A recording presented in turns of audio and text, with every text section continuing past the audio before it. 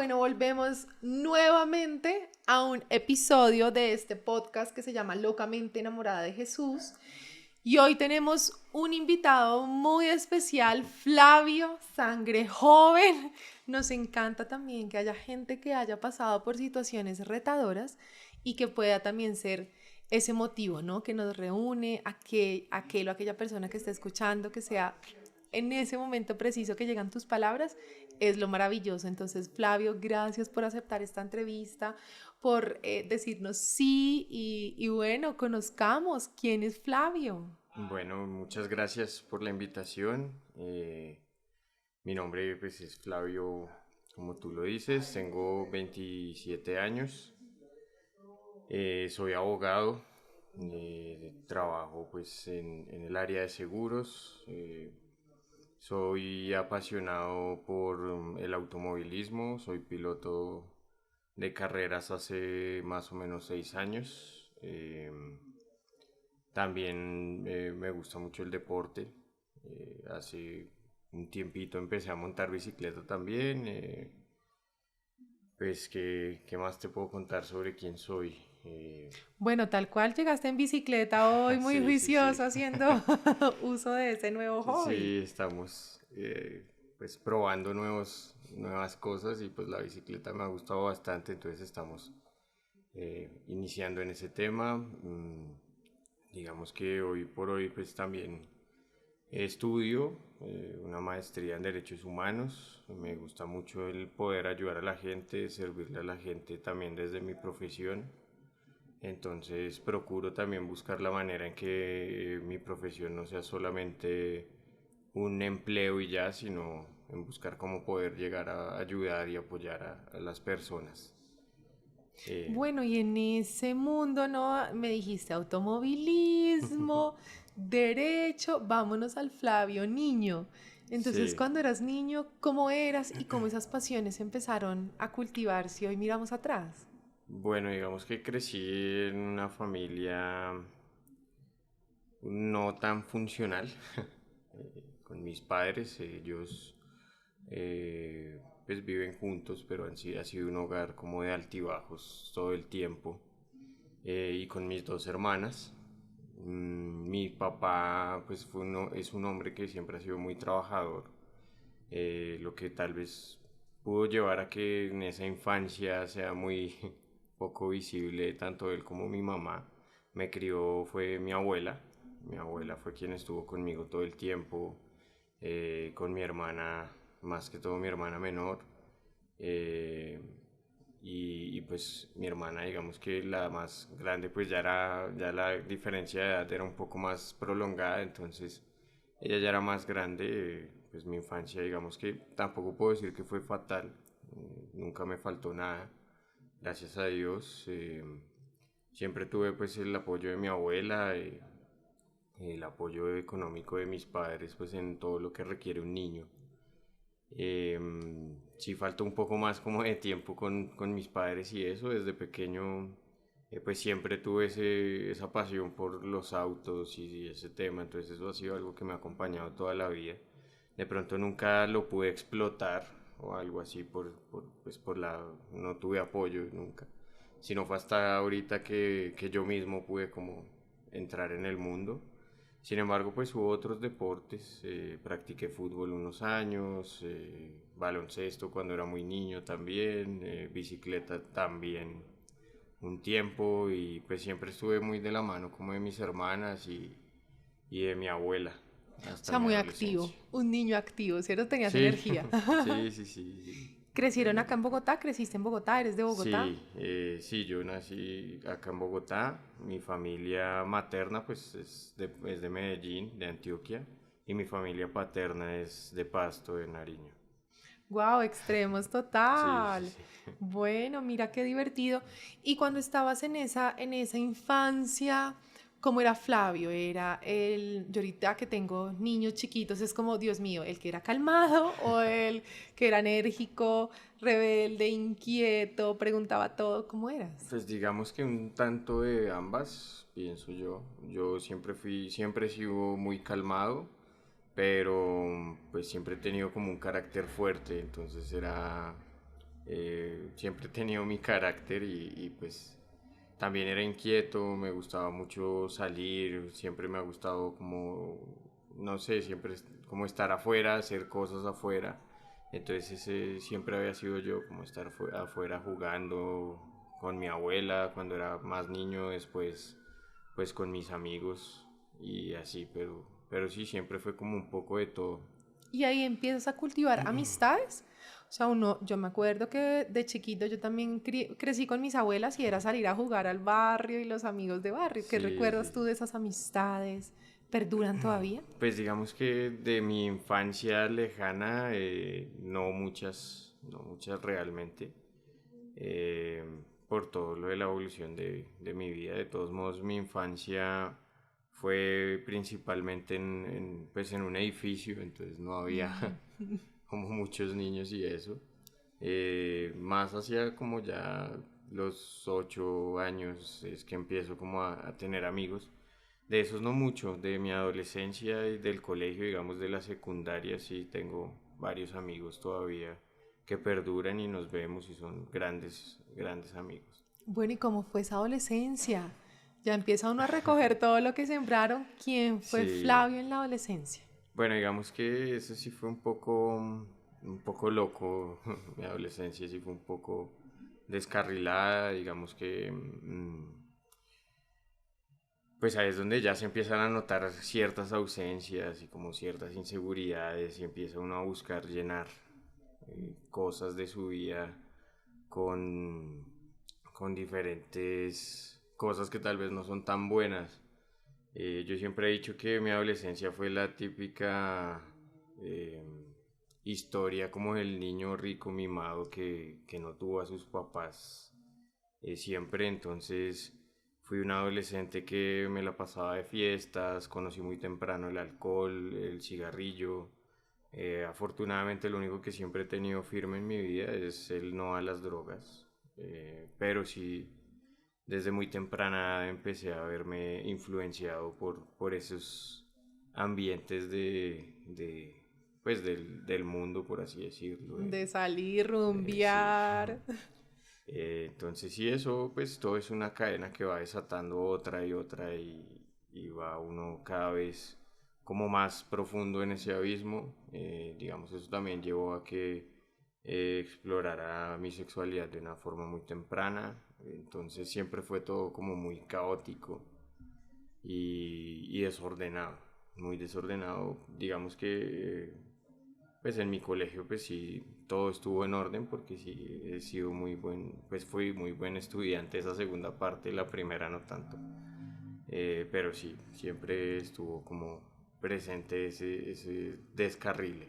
Y digamos en ese descarrile, ¿cómo te corregían tus papás? No, ellos ¿Cómo era ya ahí? digamos que en mi adolescencia, ellos intentaban, o sea, la forma de corregir de ellos son ya como de la vieja escuela, por así decirlo. Entonces la forma de corregir de ellos en mi infancia siempre fue física. Claro, le daban juguete, amigo. Sí. Juguete, chancleta. Y en la adolescencia, digamos que ya dentro de esas rebeldías, pues ya no era tan fácil que me reprendieran físicamente. Y pues tampoco me podían retener, entonces igual yo me escapaba, ya llegó un punto en el que ya ellos no se metían en nada o no se daban cuenta. En el caso de mi papá, pues la ausencia de él tal vez nunca se dio cuenta de muchas cosas.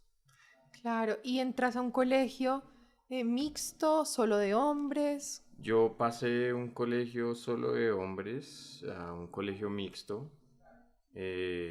Digamos que en el colegio mixto no, o sea, yo ya no es como que el colegio mixto haya despertado todo, sino por el contrario. Del colegio, yo creo que uno de los cambios que yo siempre pedí en mi vida fue salir del colegio en el que estaba, porque fue un colegio que me hizo mucho daño. Eh, ¿Por qué? ¿Qué sentías? Fue un colegio que no se enfocaba mucho en de pronto el potencial que yo podía llegar a tener. Entonces yo pasé de ser lo peor de lo peor en ese colegio a ser lo mejor de lo mejor en el otro, ¿sí? Hablando pues académicamente. Entonces era un colegio que era muy pesado, el ambiente, se veía mucha drogadicción, muchas cosas, mucho homosexualismo, cosas así, como influencias que a mí no me gustaban. Obviamente era un colegio religioso en el que se metía pues todo el tema de Dios por los ojos y en ese momento como que no era la forma. Yo toda mi vida desde muy pequeño hasta hace unos años me consideré ateo, agnóstico y de todo, o sea, para mí eso era algo sin importancia, sin relevancia, entonces me molestaba mucho el tema, como que uno no veía ese reflejo que tiene que ver en las personas de lo que es Dios y eso tal vez lo llevaba a uno a alejarse más. Ya de ahí pasé al colegio mixto que también tenía una influencia religiosa, pero no era tan marcada, era un poco más, se preocupaban más como por ese tema humano, que es uno, que es lo que a mí siempre me ha gustado más, porque yo puedo ser el hombre más inteligente del mundo, pero si soy una persona que le encanta hacer el mal, pues no voy a ser una buena persona. Y tal vez ese era como el enfoque que yo necesitaba, entonces entré a un colegio mixto, eh, donde pues estuve ya hasta que me gradué del colegio, donde de verdad explotaron pues la mayoría de mis talentos. eh, Tuve un acercamiento también musical, Mm. entonces también aprendí a tocar percusión, bajo y otras cosas. Y pues fue chévere la experiencia y como sentir ese cambio en mi vida fue muy bueno, digamos que fue una de las épocas en las que estuve como más tranquilo. De hecho, con quienes yo seguía mi vida desatada era con gente fuera del colegio, pero ese cambio fue muy bueno, fue una de las pocas cosas que mis padres de verdad me hicieron caso y de pronto sirvió en algo. Bueno, ahí estuvieron y ahí te escucharon. ¿Qué talentos encontraste en Flavio en ese nuevo momento de tu vida? Bueno, digamos que en ese momento los que yo más quería buscar eran como talentos musicales, me llamaba mucho la atención, me gusta mucho la música. Eh, entonces empecé a aprender por mi propia cuenta, siempre he sido muy autodidacta, a tocar bajo, siempre me llamó mucho la atención, me gustaba mucho el rock, entonces empecé como a adentrarme en ese mundo de la música. eh, en el colegio propiamente pues me empezaron a enseñar percusión, tuve unos profesores de música muy buenos. Y digamos que ese fue como más que todo lo que más logré explotar ahí, las ciencias sociales, pues obviamente muy enfocado hacia mi carrera. Pues ahí me di cuenta también yo estudié derecho como porque era mi segunda opción y me tocaba, por así decirlo. No me molesta, no me incomoda, pero ¿Y cuál era la mi primera? primera opción era aviación. Fue algo que empecé también a ver como desde ese colegio. Digamos que era en el colegio desde muy temprano nos empezaban como a poner opciones. Entonces era como uno, el joven que no sabía qué quería. Yo decía, en algún momento dije, quiero estudiar medicina. A través de ese colegio pude acercarme a lo que era una facultad de medicina, experimentar todo ese tema. Ahí decidí que no. O sea, entré a un anfiteatro y dije, no, esto no es lo mío. Claro, desde Y vivenciarlo total. exacto, y así con muchas otras carreras hasta que yo dije, no, a mí me gustaría aviación. En segunda parte, pues de pronto derecho. Y incluso en el último año alcancé a estar en la universidad y en el colegio al tiempo y fue una buena experiencia que de pronto me ayudó a tomar una buena decisión en mi carrera. Pero ¿y qué pasó con la aviación? Bueno, ahí sí ya es otro tema de mis padres. Cuando yo decidí estudiar aviación y les conté que quería estudiar aviación, mi padre me dice que eso no es una carrera. Hombre a la antigua me dice eso no es una carrera, yo no estoy dispuesto a patrocinar, por así decirlo, el que usted se dedique a eso. Entonces busqué una carrera tradicional, a lo que yo digo, bueno, pues el as bajo la manga era el derecho y vamos a hacerlo. ¿Y tenías algún antecedente familiar, abogados en la Todos, familia? Todos, Eso. todos. Mis papás son abogados los Los dos, dos. mis tíos paternos son abogados, mi tía materna más cercana es abogada, su esposo igual, entonces...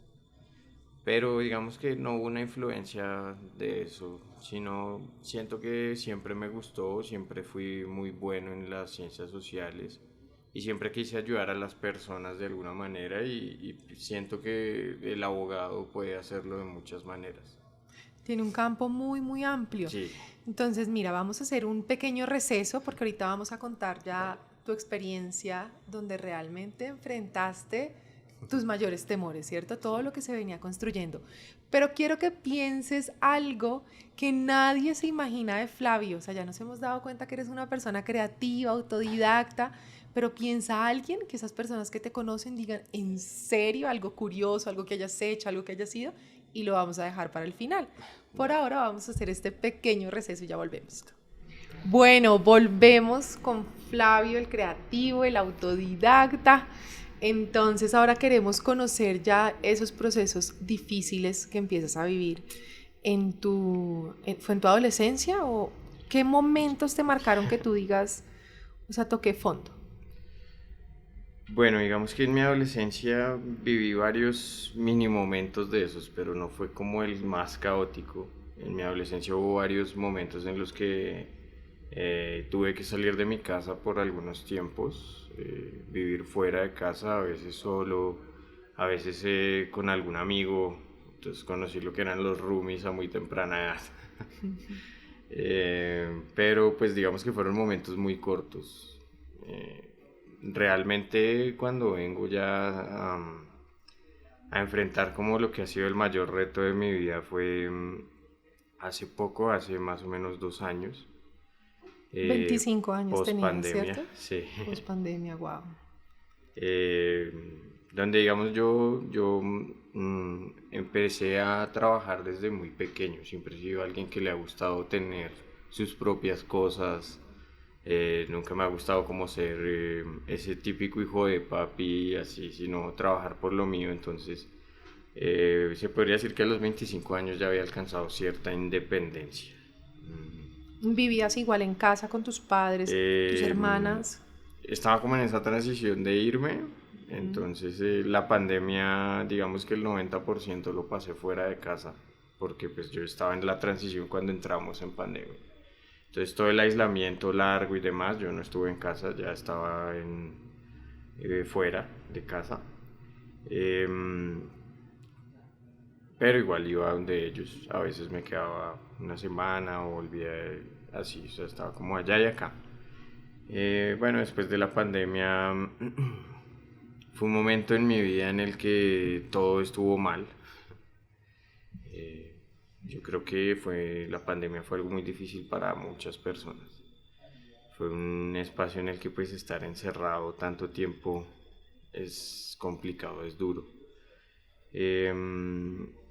Fue un momento en el que de verdad tuve que sentarme a evaluar mi vida, a ver si de verdad me gustaba mi vida, si la había disfrutado, bueno, había recibido golpes económicos, emocionales, el familiar de siempre. Todas esas cosas me llevaron a creer que yo no disfrutaba mi vida, que no me gustaba, me llegaron incluso a odiarme a mí mismo y al borde pues del colapso a tal punto de que intenté suicidarme. Realmente pues fue un momento borroso de mi vida. Yo mucho tiempo después me di cuenta que pues que estaba en depresión hace mucho tiempo y que es un tema muy silencioso.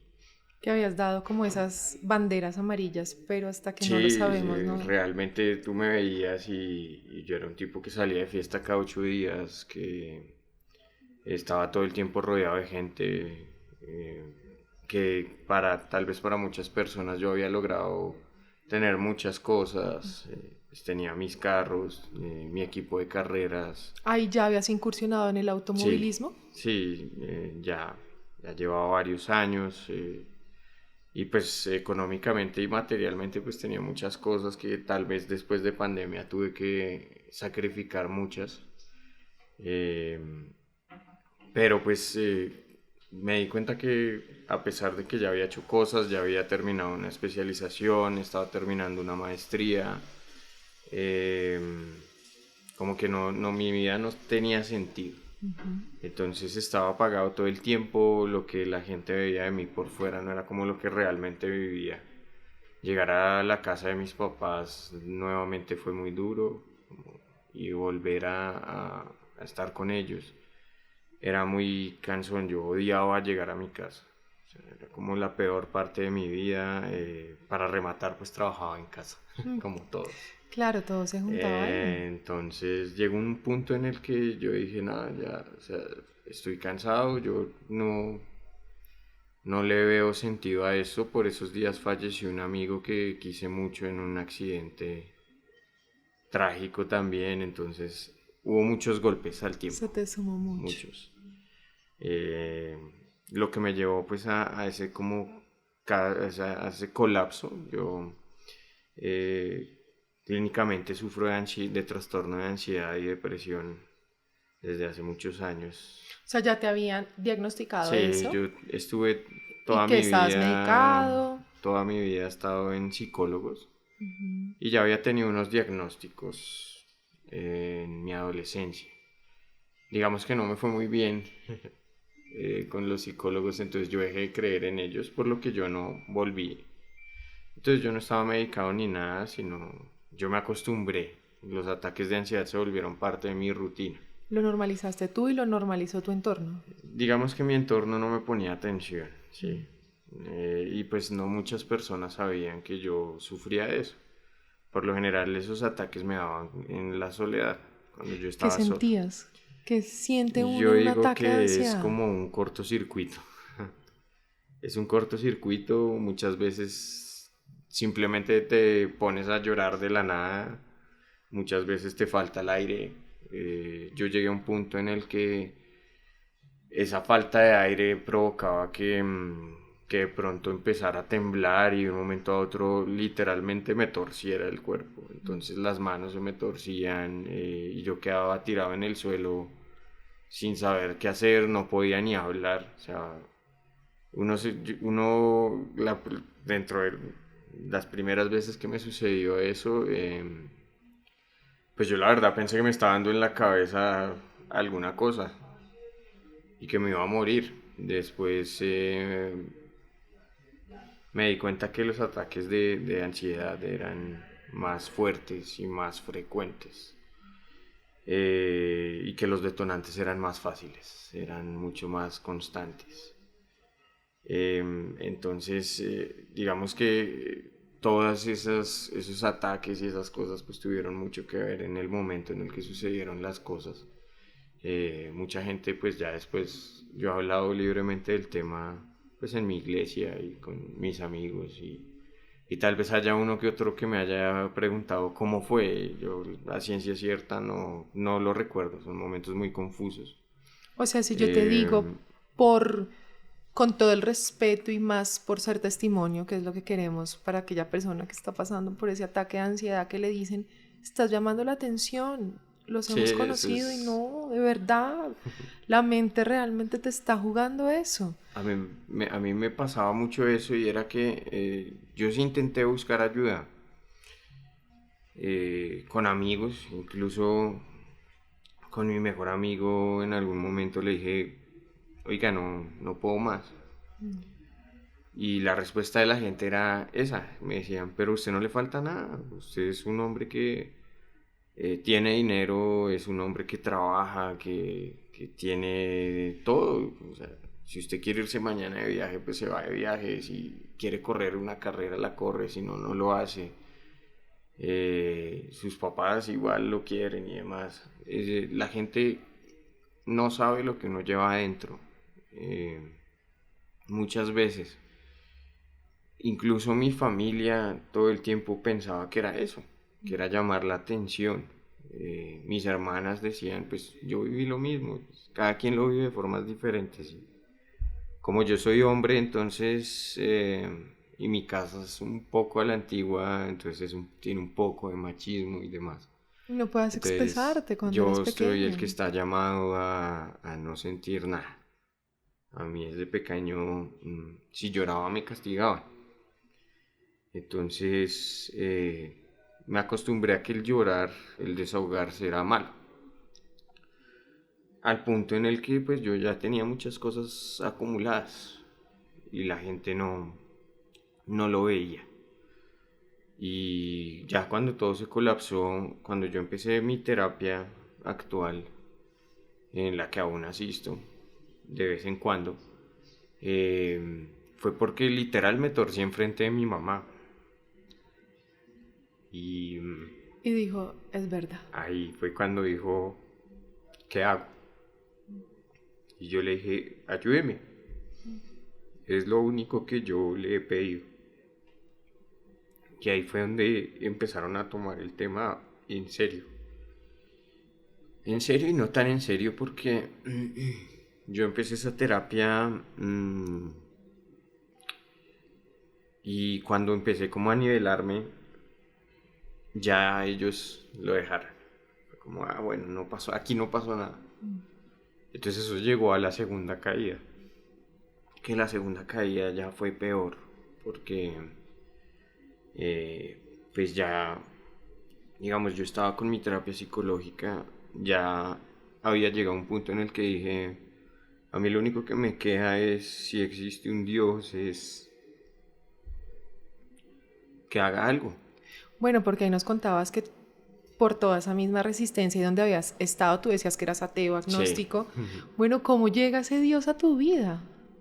Bueno, cuando empecé a ver que esos ataques y demás eran muy prolongados y que estaba buscando desesperadamente ayuda, dentro de ese desespero, yo le digo a mi hermana mayor, que en algún momento asistió en la iglesia, que quería ir a un grupo, como estar con otras personas, porque la gente de la que yo me rodeaba era pues gente de fiestas, gente de licor. Yo estaba muy metido en el licor. Entonces mi hermana y mi tía, que también asistía a la iglesia, asiste a la iglesia, me empezaron a buscar un grupo y a través del mejor amigo de mi hermana llegó un grupo de la iglesia en la que estoy congregado. Y empecé a asistir al grupo. Digamos que eso liviana un poco el tema. Eh, pero yo digo que no me lo tomé muy en serio la primera. O de pronto no me pude conectar como debía. Yo conozco hay personas increíbles. Eh, los líderes del grupo fueron una bendición. Eh, y empiezo como a trabajar con Dios. Pero pues llega esta caída, yo continúo, digamos que para mí no fue tan fácil desligarme del licor y de esa vida de fiestas porque la iglesia era 1 hora a la semana y Claro. todavía estaba cerrada, todavía era virtual.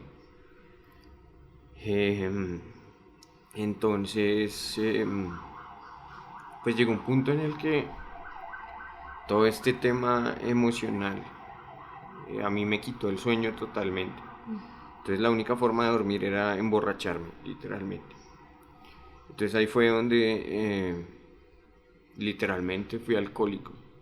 Para mí, pues eso es alcoholismo. Yo tenía que tomar todos los días para dormirme. Y Claro, y tenía estamos hablando que tenías 25, 25 24 años. años. 25 años, sí. 25 años. Y digamos que mi familia eso siempre fue muy indiferente, nunca se dio cuenta de nada realmente. Hasta que pues ya pasó lo que tenía que pasar. Realmente yo aún no me explico cómo es que no sucedió. ¿Cómo estás acá? Sí, Por lo menos ya habías abierto la puerta a pedir una ayuda que es más poderosa que todo lo que podemos hacer nosotros acá, ¿cierto, Flavio? ¿Podemos ir a ese día? Tú me has dicho que Sí, lo ves nubloso, yo, no te acuerdas, pero tratemos, yo sé que ahorita el Espíritu Santo está acá con nosotros para aquella persona que esté pasando por eso. ¿Cómo fue ese día? realmente yo ya había tenido ideas e intentos previos. O sea, lo habías pensado, ya en tu Sí, cabeza desde estaba. hace muchos años, o sea, no fue la primera vez.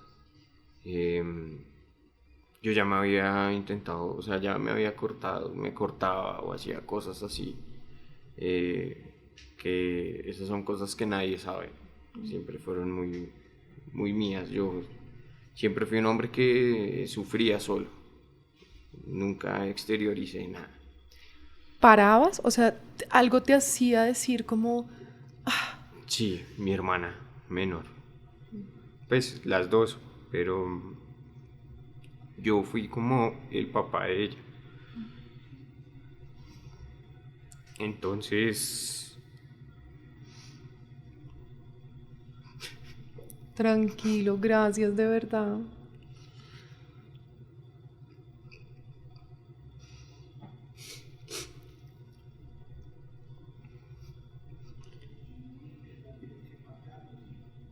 ella siempre fue ese motivo.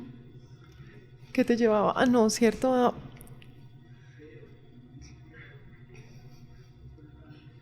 Y, y bueno, ese día, yo creo que ese día empezó una semana antes. ¿quieres tomar agua? Tranquilo. Tranquilo que sabemos que esto también es para estar ahí para la persona que lo está pensando, que sepa que siempre se puede volver a empezar, ¿cierto? Siempre Sí, hay 1, 2, 3, 4, 5.000 oportunidades y que no estamos sí. solos para lograrlo. Yo creo que todo empezó una semana antes. Eh, es una semana en la que literal estuve ebrio toda la semana. Y en mi casa, yo no salía de mi casa, no me bañaba, no me quería mover del mismo punto. No recuerdo por qué razón, casi toda esa semana estuve solo. No sé, creo que mis papás estaban de viaje, eh, pero siempre estuve solo. Y, y, mm, y pues igual yo llamaba a gente y decía como, venga, me siento mal, no sé qué. En una de esas me fui a la finca de mis papás, eh, o no me fui, o sea, realmente estaba tomando fuera. Al otro día me desperté en la casa de mis papás, regresando a Bogotá, me da un ataque de pánico en la carretera. Yo recuerdo que iba manejando y de un momento a otro me tocó orillarme y quedé torcido en el carro.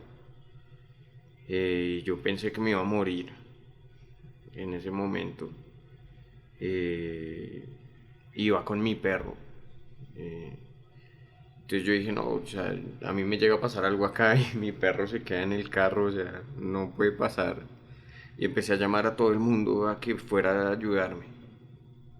No encontré nadie, ni siquiera mis papás quisieron ir a buscarme o algo. Entonces, como pude, yo seguí el camino hasta que pues logré llegar a mi casa. O sea, fue un día en el que mi carro tenía pico y placa, entonces si entraba a Bogotá yo dije, no, pues si entro me tiene que parar un policía de alguna manera.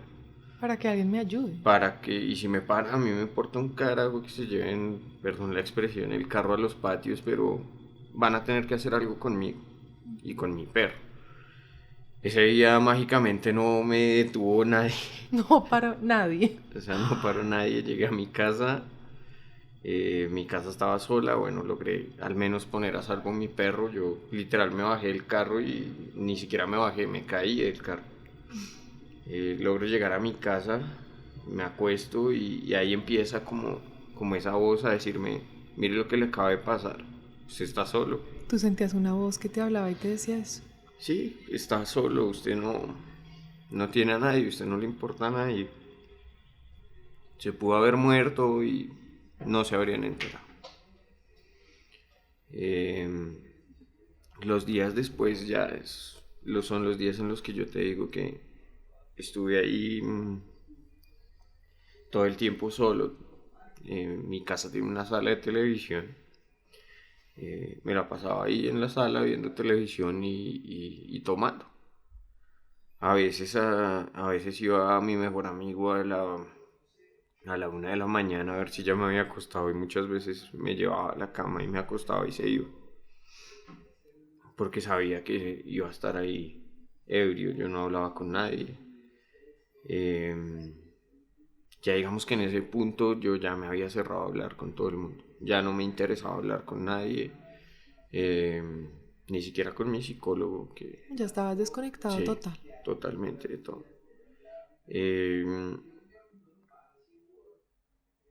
y yo me acuerdo que el día anterior puse en el televisor transmisiones de mi iglesia y me senté a llorar y le decía a Dios que estaba cansado, que quería que hiciera algo, que me mostrara de alguna forma que había algún modo de seguir, alguna razón. Digamos que tal vez no lo vi en ese momento, no fue muy claro. Y como no lo vi, entonces dije, acá no hay nada. Y tal vez volví a dudar de Dios. Y como yo ya lo había pensado, ya me había dateado porque había investigado cómo era la forma más O sea, tú entraste, segura y sí. googleaste, pensaste y O miraste cuál es la sea, forma más segura de literal, fue quitarse una la vida. historia, fueron días en los que estudié química, eh, porque pues necesitaba saber reacciones, necesitaba saber todo. Eh, y bueno, compré lo que necesitaba, las drogas que necesitaba para entonces. eh, yo sabía mucho de medicina, o sea, sabía mucho, no de medicina, sino de los calmantes y de las cosas, porque ya los había tomado y yo sabía cuáles con el licor eran mortales porque ya me habían cancelado el licor en muchas ocasiones. Eh, y lo que hice fue comprar de esos, comprar otras medicinas y me tomé una cantidad absurdamente gigante de calmantes, de pastillas y demás. O sea, estabas en tu cuarto. Y fuera de eso me emborraché eh, para rematar alcancé a encontrar un arma blanca y por cosas de la vida me desmayé antes de poder accionar esa arma blanca. Y, y ahí ya es cuando mi hermana, ya ahí es cuando mi hermana dice que me encuentra. Yo realmente me despierto es en reanimación. Eh, Esos son como los momentos en los que yo me acuerdo, yo en el proceso de horas previas, ¿no? O sea, yo sé cómo lo hice, pero no en qué momento se detonó el tema. O Yo sea, tu pienso hermana te que salvó la ya, vida. sí, sí, ujú, ya yo me despierto en la clínica y pues ya yo digo como esto no es posible, o sea, era imposible. Pero bueno, también en la clínica es donde tengo como mi primer acercamiento con Dios. eh, o donde me habló de una forma en la que yo ya no podía decir que no. ¿Cómo fue? Explícanos ese. Yo me despierto en reanimación, obviamente con un montón de tubos. eh,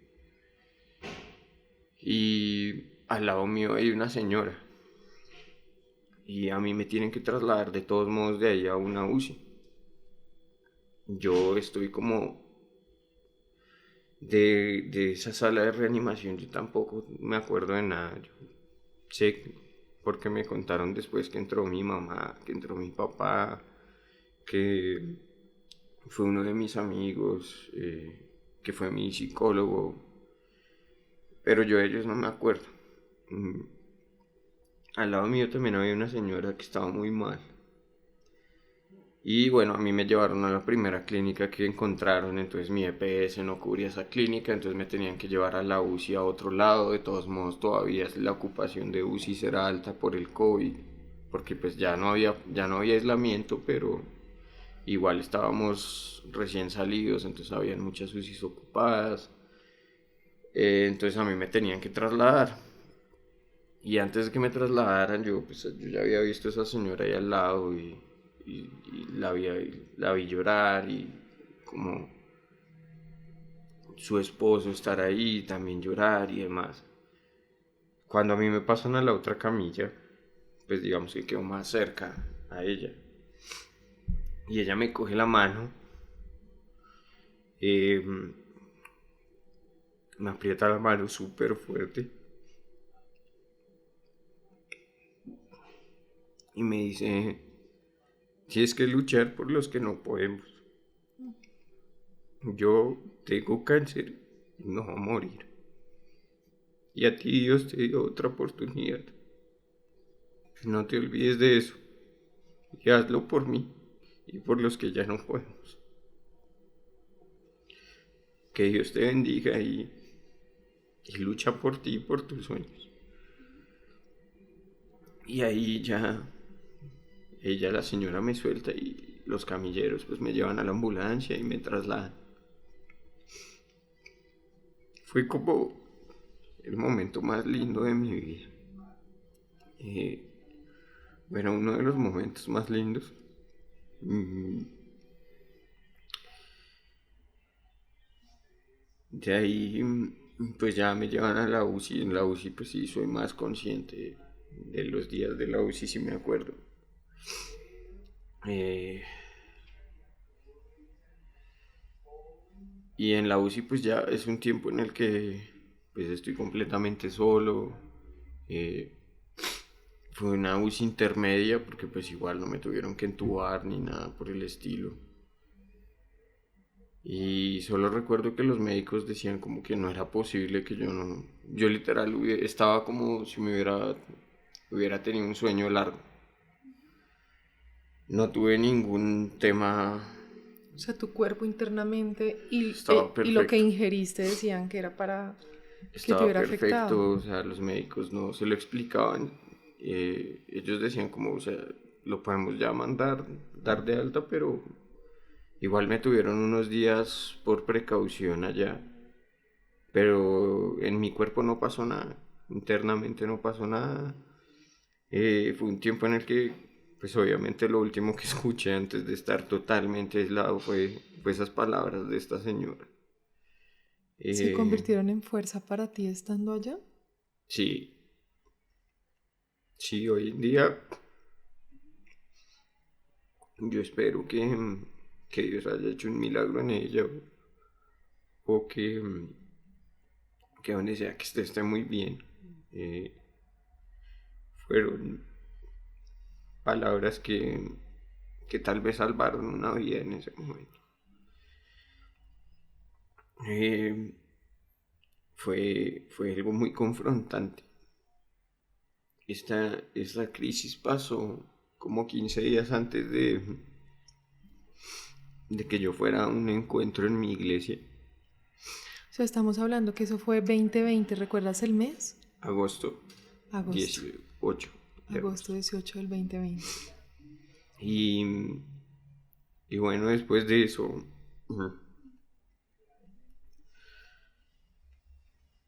fui a...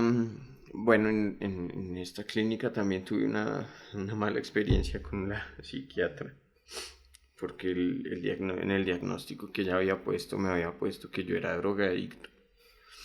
Eh, por lo que yo pues dije, no, yo no me quiero quedar acá ni quiero que sea ella la que me remita, entonces eh, pues mi tratamiento todo fue como fuera de las clínicas, fue todo particular y todo de la mano de mi neuropsicólogo, que fue quien estuvo ahí todo el tiempo también. Mm, Yo, pues, después de eso, empiezo a encontrar como personas y cosas que era como eso que le pedía tanto a Dios. Entonces, en ese entonces yo todavía no había terminado, estaba terminando la maestría. Y encuentro personas que sin yo pedírselo me habían ayudado para no atrasarme, que me estaban acompañando. En mi trabajo, mi jefe, como si nada hubiera pasado. Mm, Y bueno, fui a la iglesia, continué conectándome virtualmente a la iglesia y fui a mi primer encuentro y digamos que fue algo hermoso. O sea, fue algo hermoso, fue algo en lo que hablamos de todas las áreas de mi vida.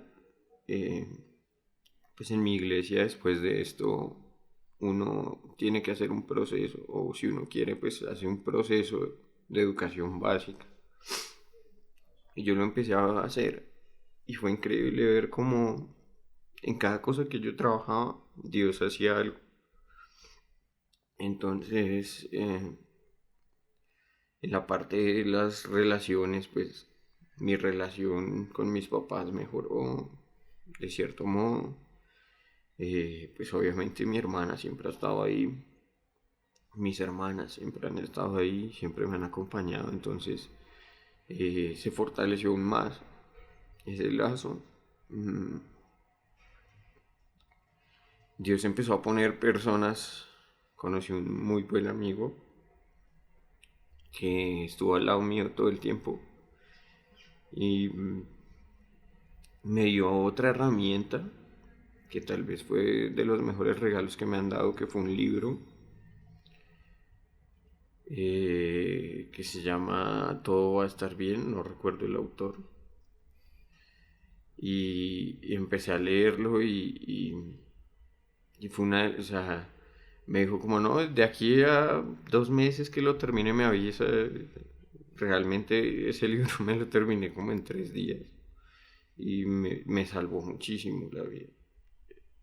Eh, y fue como ver cómo Dios iba empujándome y diciéndome, usted literal se murió, decía que quiere ser de nuevo.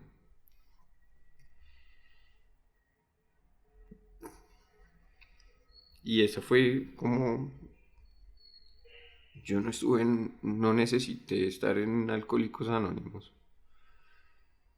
porque mi Alcohólicos Anónimos fue con Dios. Dios estuvo todo el tiempo conmigo a través de muchas personas. Él puso todo, literalmente todo, en orden y mucho más. O sea, todas las expectativas que yo pude o llegué a tener, mm, hoy en día se superaron y las superó fue Dios. Eh, digamos que todo lo que yo en algún momento perdí, sea económico, sea emocional, sea por amistades, hoy en día Dios lo restituyó con personas que valen mucho más, que son personas que están conmigo no por mi dinero, no porque yo soy el que salgo de fiesta o por el que les presenta a las amigas, sino por lo que yo soy. Y obviamente empecé ahí un trabajo de sentarme conmigo mismo, que yo creo que ese es el reto más grande que todos tenemos. Y llegar al punto de decir, oiga, usted me cae hasta bien, ¿sabe? Porque muchos vivimos y vivimos y vivimos, pero no nos sentamos a mirar. Incluso yo llegué a decir, yo no me conocía. Todas esas virtudes las encontraste Sí. después. Yo no sabía quién era, mi vida, pues yo sabía que era lo que me gustaba y demás, pero mi vida no tenía una visión.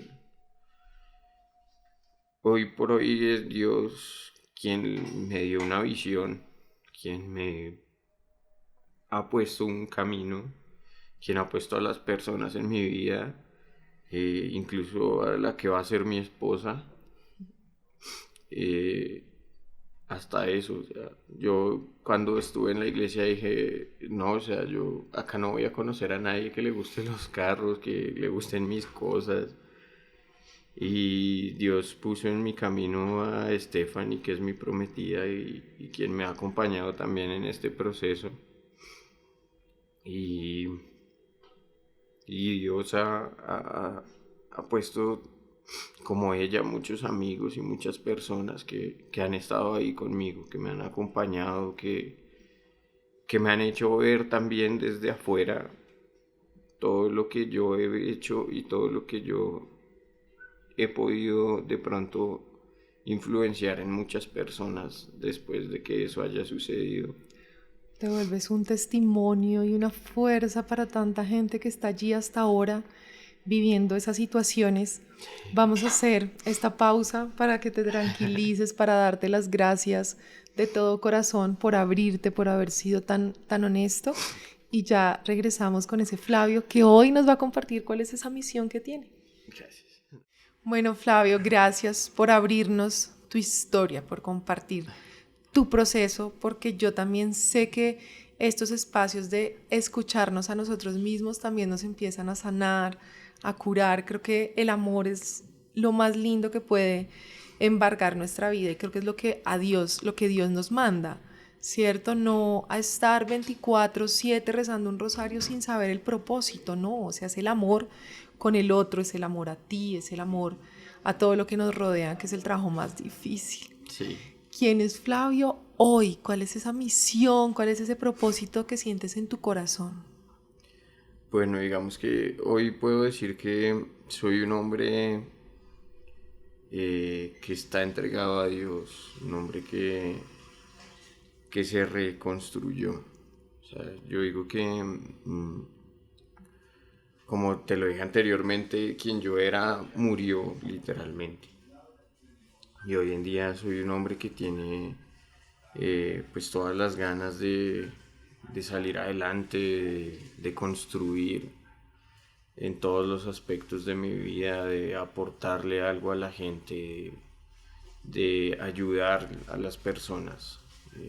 Soy un hombre que está al servicio de las personas que lo necesiten. He tenido la oportunidad de pronto de ayudar amigos míos que antes eran compañeros de fiestas que hoy por hoy están conmigo asistiendo a una iglesia. Eh, Soy un hombre que sueña con tener una familia, que sueña con construir, ayudar a construir ese reino de Dios y de mostrarle al mundo el Dios, no como de pronto la mayoría lo intenta hacer a las malas, sino que es un Dios que es como un amigo, que es un Dios que está a tu lado en todo, que no te juzga, que te acompaña y que Él puede reconstruir todo. Él es el único que puede restituirte todo y absolutamente todo. ¿Cómo vives esa espiritualidad? O sea, en el día a día, ¿qué haces? ¿Cómo te alimentas de él? ¿Cómo la vives? Bueno, todos los días procuro tener un rato en el que hablo con Dios.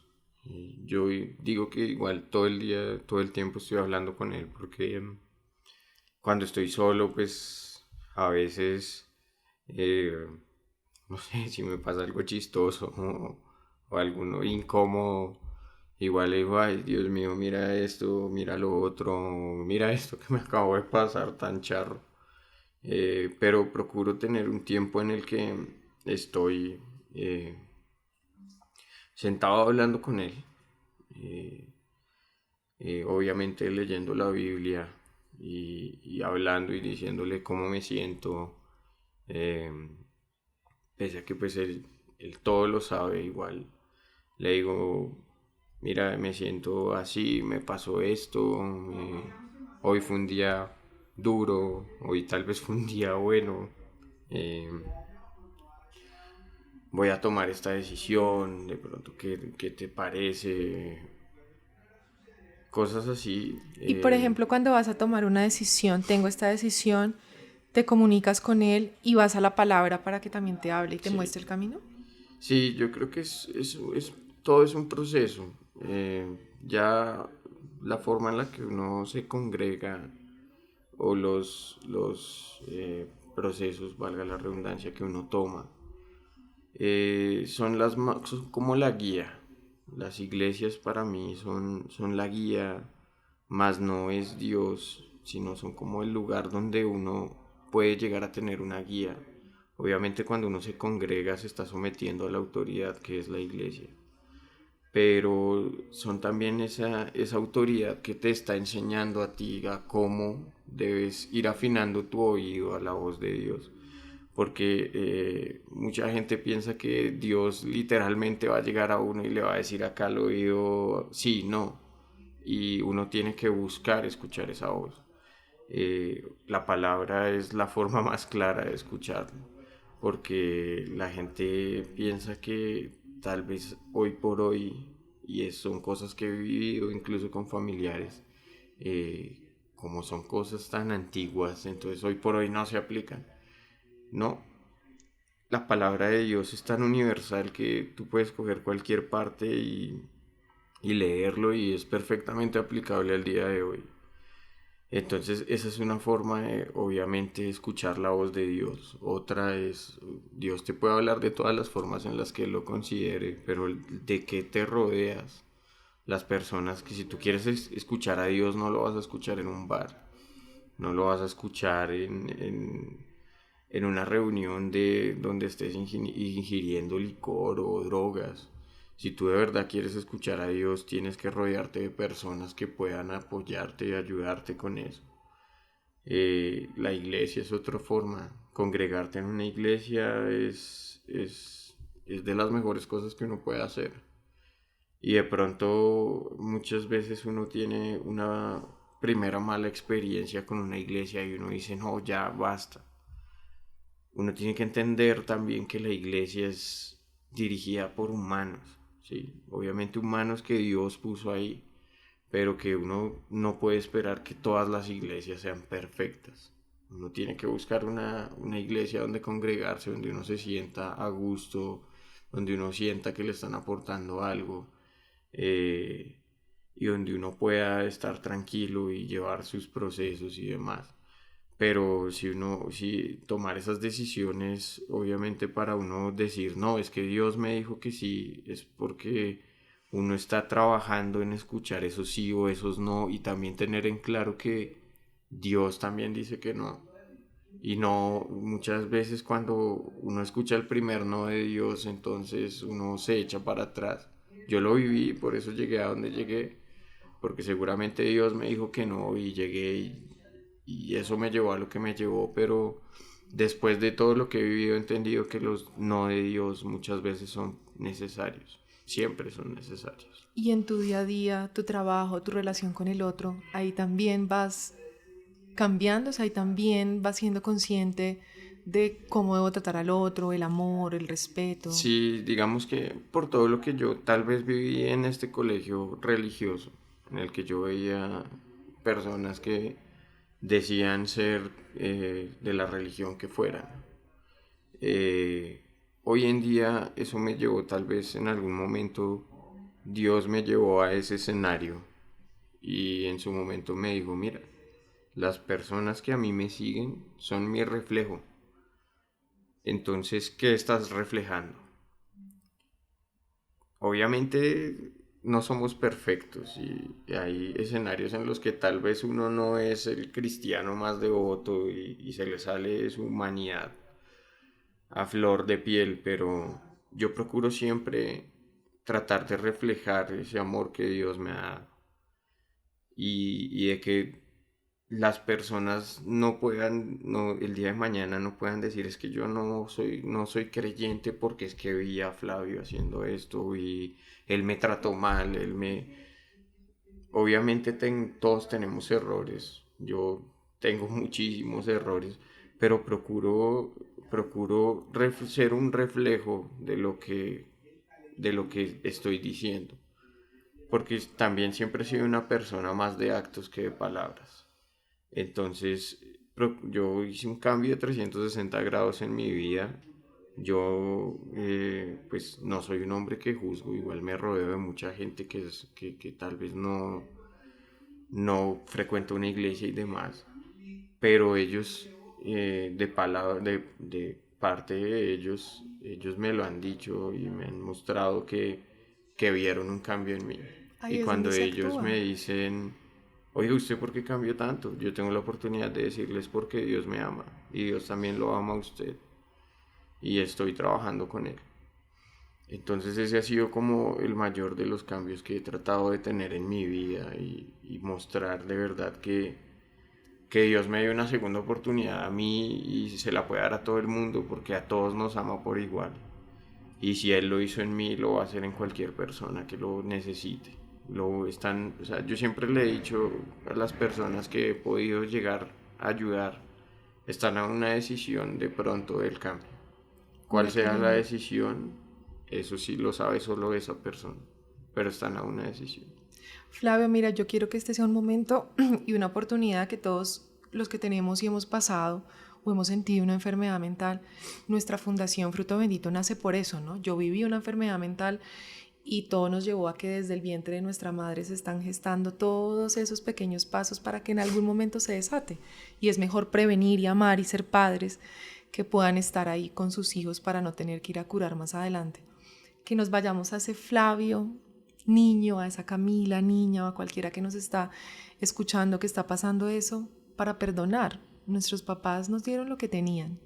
Así es. Y nuestra labor ahorita es perdonar, amarnos, reconocernos para que podamos, cuando tengamos el control, que es lo que tú estás haciendo, o no el control, sino la oportunidad de construir tu familia, yo de tener mi familia con mis hijos, pues darles ese amor, ¿cierto? Ese amor que tal vez no lo enseñaron nunca.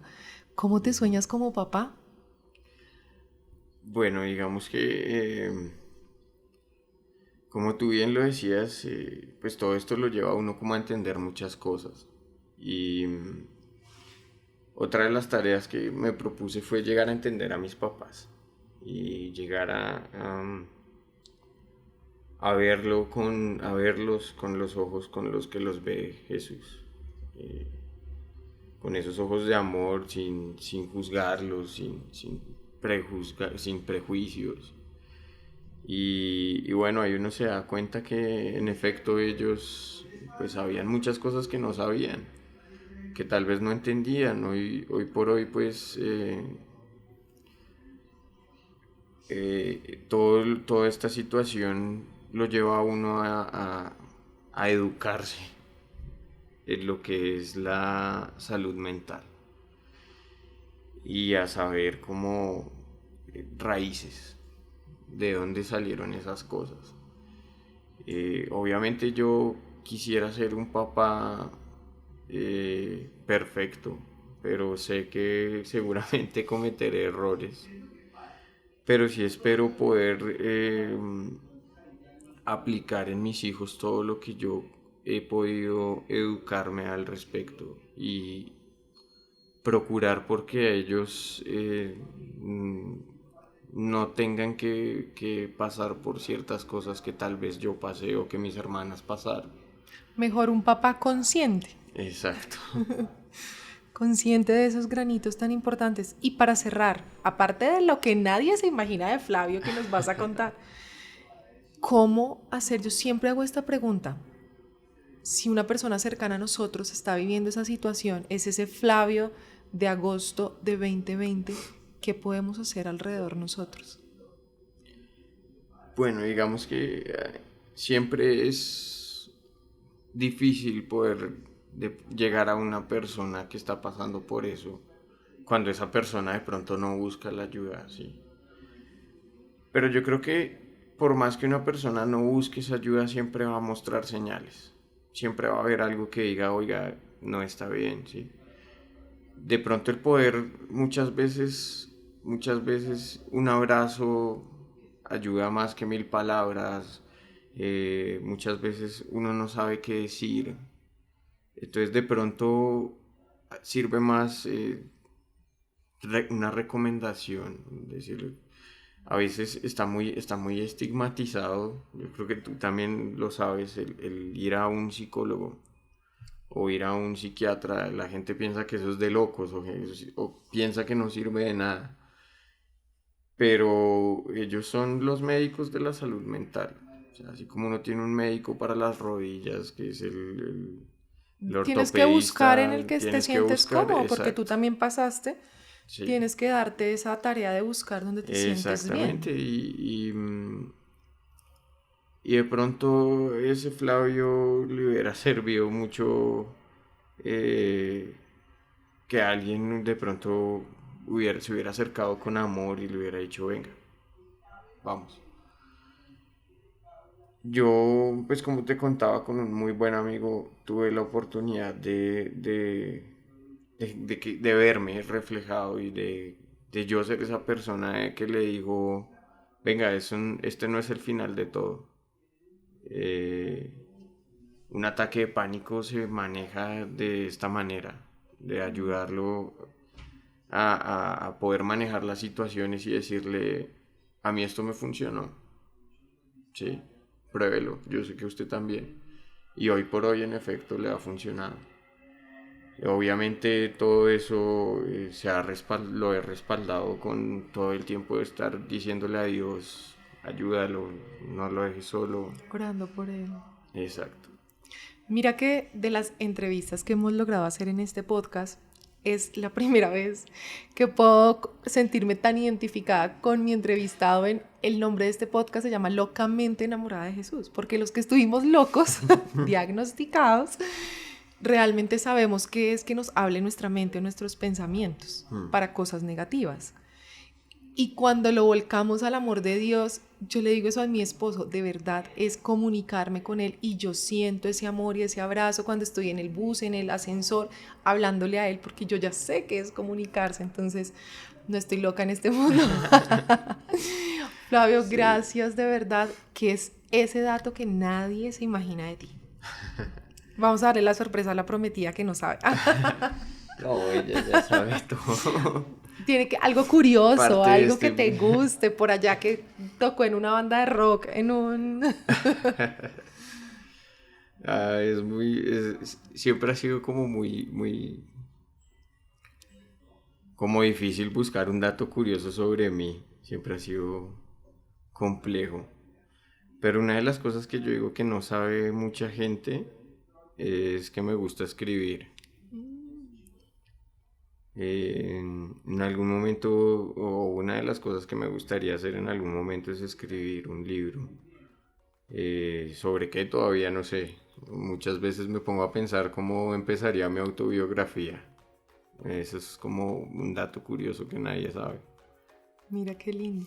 Que sea la oportunidad, la chispa, porque vas a ver que muchas personas están pasando por esa situación y saber que hubo alguien ya adelante que lo pasó, lo superó, todo pasa, que está con Dios pegadito, va a ser muy útil. Así que muchísimas gracias por este espacio. Y finalmente, ¿qué le dirías a tus papás? No, que los amo, que, que los entiendo y que les agradezco todo, absolutamente todo lo que han hecho por mí. Muchas gracias por abrirnos tu corazón y esta historia. No, a ustedes por la invitación. Chao.